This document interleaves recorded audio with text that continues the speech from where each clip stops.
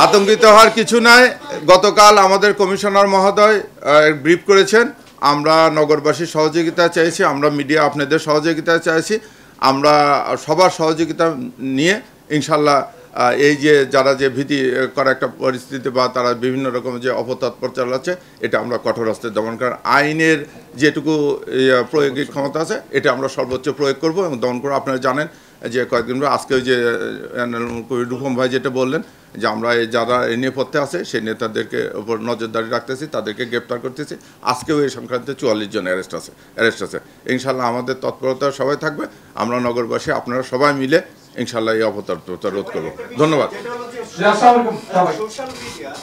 এই যে ডেডলাইন এটাকে কেন্দ্র করে সোশ্যাল মিডিয়ায় যারা জি স্পষ্টভাবে ঘোষণা দিচ্ছে যে আগামীকালকে একদম সার্কার করে ফেলবে দেশের বাইরে থেকে। আমরা তো এটা দীর্ঘদিন ধরে দেখি, তো ভাই তো সাইবার ক্রাইমে আছেন, আপনাদের এই বিষয়ে কোনো একটা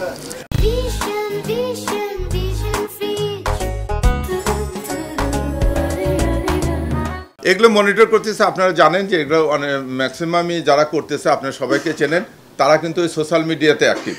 তাদেরকে কোনো সময় যে সমস্ত ফেজে করতেছে তাদেরকে রাজপথে দেখা যায় না, ধরছে। আমরা কয়েকজনকে দেখলাম অত্যন্ত নিরীহ একজন রিক্সাওয়ালাকে 500 টাকা দিয়ে একটা স্লোগান দিয়ে সেটা ভিডিও করে ছেড়ে দিচ্ছে। সেই রিক্সাওয়ালা বলতেছে যে আমি নিরীহ মানুষ, আমি এর বাইরে কিছু জানি না। এবং আমরা তার পিসিপির করে দেখছি, সে ঢাকা শহরের ওই যে এলাকায় রিক্সা চালায় সেই এলাকাটা জানে তার একটা বাটন মোবাইল আছে, সেটা নিয়েও আমরা দেখছি যে লোকেশনে সে ওই এলাকার ভিতরে তাকে সে অতি সম্প্রতিতে ঢাকা আসছে। তাই নিরীহ লোকজনকে এরকম করতেছে।